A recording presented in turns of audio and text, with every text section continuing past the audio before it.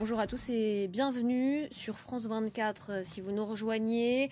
C'est donc officiel, Abdelaziz Bouteflika, le président algérien, est de retour en Algérie. Lui qui était soigné depuis près de 2 semaines en Suisse. Son avion avait décollé en milieu d'après-midi de l'aéroport de Genève, à l'abri des regards, je vous le disais. On va tout de suite partir à Alger, retrouver Fatima Zahra Fakhani. Fatima, bonsoir. C'est un communiqué de la présidence qui a confirmé il y a peu de temps qu'Abdelaziz Bouteflika était de retour sur le sol algérien. Bonsoir. Effectivement, dans un communiqué présidentiel qui vient d'être publié par l'agence nationale de presse APS, a confirmé l'arrivée du président Bouteflika. Le président Bouteflika a effectué, d'après le même communiqué, a effectivement regagné Alger à l'issue d'une visite médicale pour des contrôles médicaux périodiques, toujours d'après la présidence. Ici, à Alger, l'atmosphère est assez tendue, c'est le moins qu'on puisse dire. Beaucoup d'infos, beaucoup de rumeurs circulent. Ce qui est sûr, c'est que l'avion du président Bouteflika a atterri à l'aéroport militaire de Boufalik et un convoi a été observé sur l'autoroute Est-Ouest, probablement du président, mais l'info concernant les occupants n'est pas encore confirmée. La chaîne privée NAR a publié tout à l'heure des photos prises dites du président Bouteflika, mais vraiment les photos ne sont pas vraiment visibles pour pouvoir confirmer.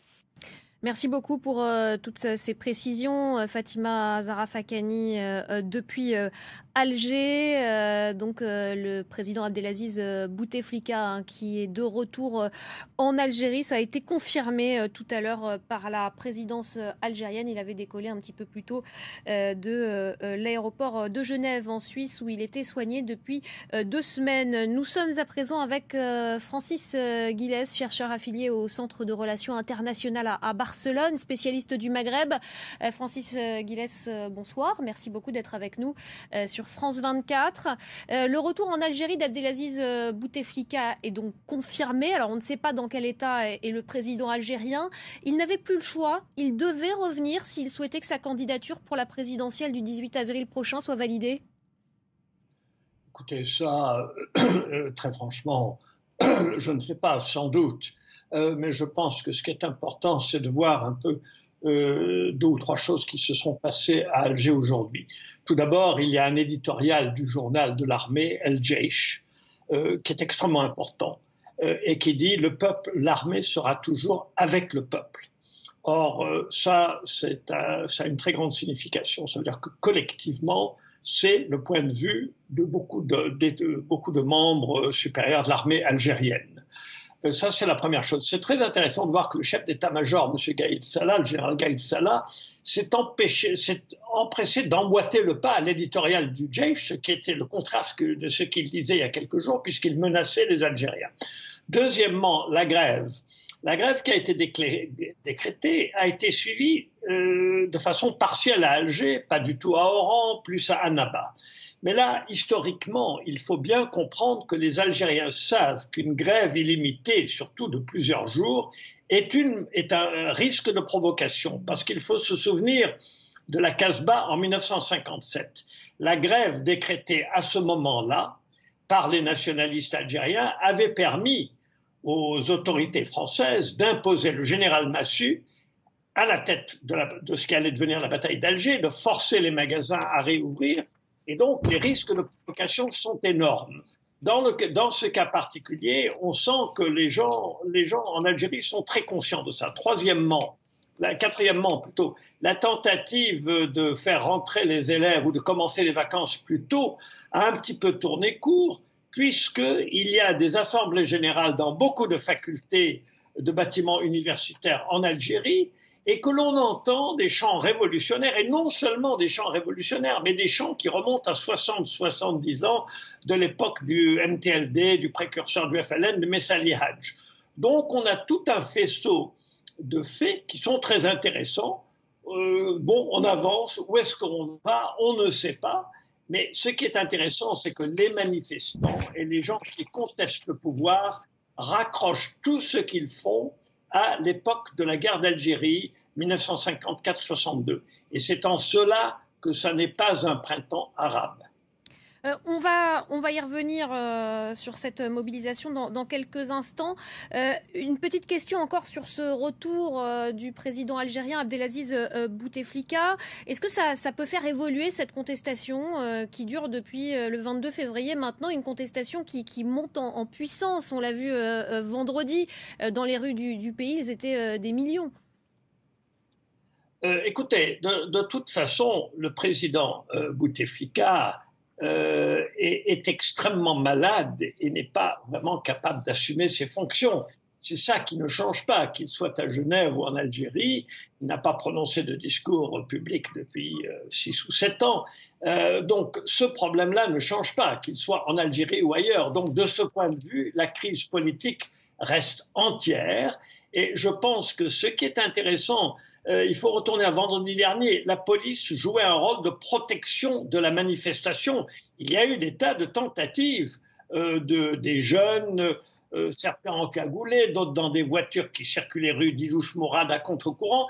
Il y a des tentatives de débordement et de provocation, et cela continuera. Ce qui me frappe, moi, c'est que dans ce que je vous ai dit plus tôt sur la grève, tout ça, c'est que on sent que les Algériens, l'Algérien ou l'Algérienne moyenne qui manifestent à tous les niveaux sociaux sont très conscients des provocations qui peuvent venir, qui continueront, et font très attention de ne pas tomber dans le piège. D'autre part, comme je l'ai dit, l'éditorial d'El Jaish vaut son poids en or parce qu'en mars 1991, quand les islamistes manifestaient contre l'arrivée de la coalition en Irak, insultant l'armée, il y avait eu un éditorial de El Jaish qui annonçait de façon très claire le coup d'État de janvier 92. Donc je crois que c'est un journal qu'il faut suivre avec beaucoup de soin.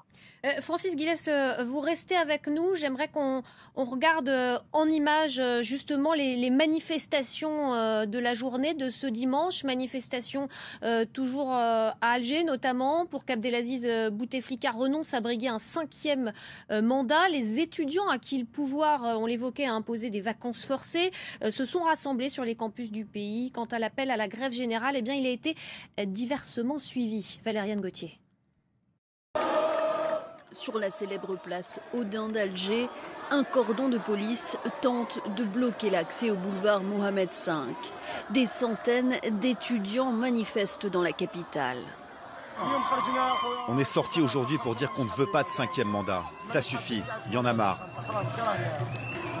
Après les rassemblements massifs de vendredi contre la candidature d'Abdelaziz Bouteflika à un 5e mandat, le gouvernement a décidé d'avancer les vacances. Elles commencent ce dimanche 10 mars au lieu du 21 mars comme prévu initialement. Elles seront également allongées de 10 jours pour courir jusqu'au 4 avril. Une mesure adoptée selon les étudiants pour affaiblir le mouvement de protestation. Parallèlement, un appel à la grève générale a été lancé. Il est partiellement suivi. À Alger, les transports sont à l'arrêt. Aucun train ne part des gares de la capitale et aucun métro ou bus ne circule. Des commerces sont fermés dans différentes villes du pays, comme ici à Constantine ou à Tizi Ouzou. Les salariés de 2 grands groupes privés, le conglomérat agroalimentaire Cévital et l'entreprise nationale des hydrocarbures Sonatrach suivent aussi le mouvement. Myriam Amelal m'a rejoint sur ce plateau. Myriam, vous êtes présentatrice du Journal de l'Afrique sur France 24. Vous suivez de très près cette crise politique en Algérie. Ce retour d'Abdelaziz Bouteflika, ça y est, il est confirmé. Il y a eu ce communiqué tout à l'heure de la présidence algérienne. Comment il peut être perçu par les manifestants, des manifestants qui continuent à rester mobilisés? On vient de le voir. J'aimerais qu'on s'arrête un instant, Claire, si vous le voulez bien, sur cette journée assez folle avec toutes ces rumeurs, etc. On a 2 deux choses. On a d'un côté un avion qui appartenait au gouvernement algérien qui était à l'aéroport de Genève, un président qui est hospitalisé depuis 2 semaines à l'aéroport de Genève. On ne savait pas si cet avion était là pour le président. L'avion a décollé, on ne savait pas si le président était dedans. L'avion a atterri à l'aéroport militaire de Boufarik, on ne savait toujours pas s'il était dedans. Et ensuite, quelques heures après, on a eu une confirmation officielle que le président était bien dans l'avion sans avoir une image de lui, à part une image de la télévision privée An-Nahar qui montre un cortège de voitures en disant que le président était dans ces voitures. Et d'un autre côté, on a une population qui est dans la rue depuis 3 semaines, qui communique sur les réseaux sociaux, qui envoie des vidéos, des photos, qui s'organise à travers les réseaux sociaux.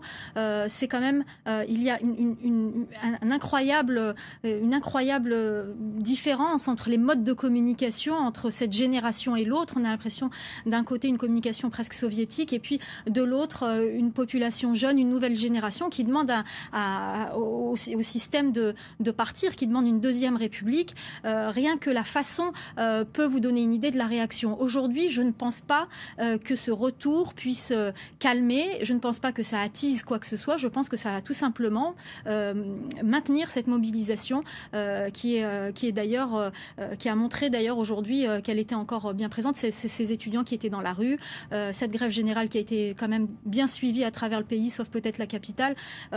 Ça sera, je pense, la continuité de la mobilisation. On va retrouver tout de suite à Barcelone notre invité Francis Guillès, chercheur affilié, je le rappelle, au Centre de Relations Internationales de Barcelone. Francis Guillès, vous avez également couvert pendant 18 ans pour le Financial Times l'actualité du Maghreb. Ce retour d'Abdelaziz Bouteflika, voilà, il était inévitable. À un moment, il devait bien rentrer dans le pays. Quelle est la marge de manœuvre désormais du camp Bouteflika alors que le temps presse, les élections sont prévues pour le 18 avril prochain? Écoutez, je crois que l'essentiel dans ce genre de situation extrêmement fluide et quelque peu dangereuse, c'est d'éviter la violence. Je crois que tout le monde en Algérie en est conscient, parce que la violence, tant pendant la guerre civile des années 90 que pendant la guerre de libération nationale, a laissé des marques profondes sur la psyché algérienne. Donc il faut éviter les débordements, les provocations. Et c'est pour ça que je rappelle l'éditorial de El Jaish, parce que c'est extrêmement important.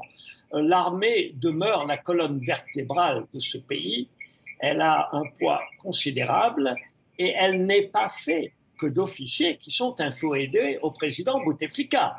Il faut remarquer que le général Ahmed Gaïd Salah a été nommé en 2005 et qu'il est passé par-dessus la tête de nombreux officiers plus qualifiés que lui et plus anciens que lui. Il faut aussi rappeler que quelle que soit la corruption, notamment de Gaïd Salah et de ses enfants et de bien d'autres dans le clan Bouteflika, il y a des milliers d'officiers algériens qui sont des Bac+5, qui sont très professionnels, qui sont de grands nationalistes, qui sont des hommes intelligents et qui franchement trouvent que d'avoir tourné l'Algérie en un genre de Monty Python show, c'est pas du tout comme ça qu'ils aiment voir l'Algérie. Ils ont horreur que l'Algérie soit ridiculisée et en ceci, ils sont tout à fait d'accord avec les millions de gens qui sont dans la rue. Donc, la partie continue. Justement, quel pourrait être le rôle, l'attitude de l'armée dans les jours qui viennent?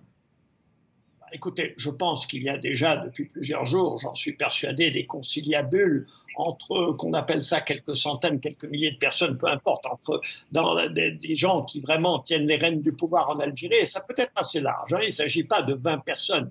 C'est quelque chose de beaucoup plus large que ça. Il ne faut pas oublier que dans les élections présidentielles, en dehors de la dernière, il y a 4 ans, l'armée se réunissait dans ces régions militaires, qu'il y avait des discussions entre officiers, et puis qu'ensuite un consensus remontait en haut.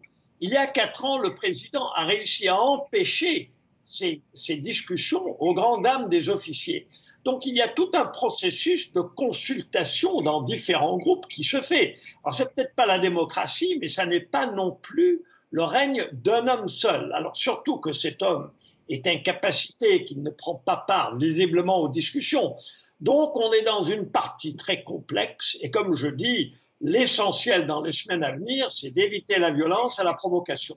Mais je suis relativement rassuré par la position du journal de l'armée et d'ailleurs emboîté par le chef d'état-major qui, il y a quelques jours, menaçait les Algériens. Aujourd'hui, il emboîte le pas à El Jeish. Donc la discipline, quelque part, règne à ce niveau-là.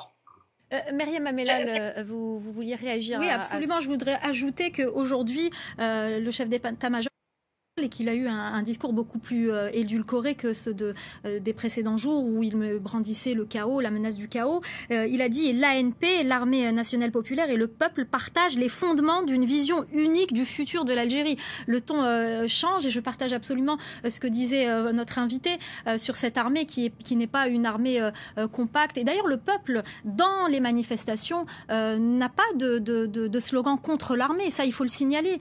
L'armée est respectée. Au contraire, il y avait ce slogan peuple armé, garante de la stabilité. Absolument, et il y a ce slogan qu'on a entendu et qu'on entend toujours, Jeish Shab Khawa Khawa, qui veut dire le peuple et l'armée sont frères. Donc je pense que le peuple attend que cette armée aide à cette transition vers un nouveau système, vers une nouvelle république. On le disait, il y a eu des manifestations aujourd'hui en Algérie. On l'a vu, manifestations notamment d'étudiants. Et il y a eu également des rassemblements en France. Ils sont des milliers à être descendus dans les rues de plusieurs villes de l'Hexagone contre la candidature d'Abdelaziz Bouteflika à un 5e mandat.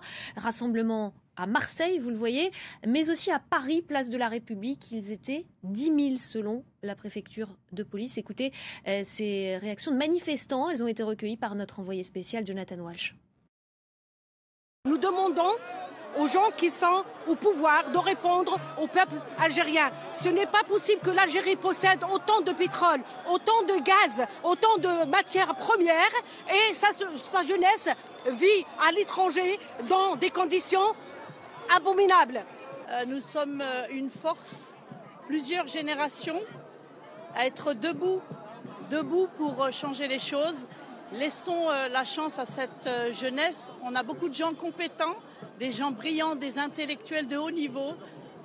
Laissons-les agir. Ils peuvent que le bien de leur pays. Myriam Amelal, on vient de le voir, une diaspora algérienne extrêmement mobilisée aussi contre cette nouvelle candidature du président Abdelaziz Bouteflika. Cette diaspora est proche du pays, que ce soit géographiquement ou sentimentalement. On regarde toujours du côté de l'Algérie. Depuis toujours, d'ailleurs, pendant la décennie noire, il y avait aussi des manifestations de soutien au peuple algérien. Et aujourd'hui, cette diaspora n'a pas loupé le rendez-vous, si je puis dire, et était présente aujourd'hui pour soutenir. C'est probablement important de l'autre côté de la Méditerranée de savoir qu'il y a ce soutien parce que c'est la famille aussi qui sort dans les rues de Paris pour soutenir sa famille dans les autres wilayas du pays. Donc c'est un signe fort. C'est peut-être même préférable que le soutien se manifeste de cette façon que par des déclarations officielles. Merci beaucoup, Myriam Amelal, pour cet éclairage. Merci également à Francis Guilles, qui était notre invité pour cette édition. Francis Guilles, qui a suivi pendant 18 ans pour le Financial Times l'actualité du Maghreb. Merci beaucoup à tous les deux. Je rappelle donc la principale information de cette édition. Le président algérien Abdelaziz Bouteflika est bien de retour en Algérie. C'est ce qu'a confirmé tout à l'heure un communiqué de la présidence algérienne. Son avion avait décollé tout à l'heure de Genève à l'abri des regards. Le président donc de retour alors que la contestation elle se poursuit. On l'a vu dans les rues d'Alger mais aussi dans les rues de Paris où ils étaient 10 000 ce dimanche selon la préfecture de police. Voilà pour cette large page consacrée à l'actualité algérienne, à la une également de l'actualité internationale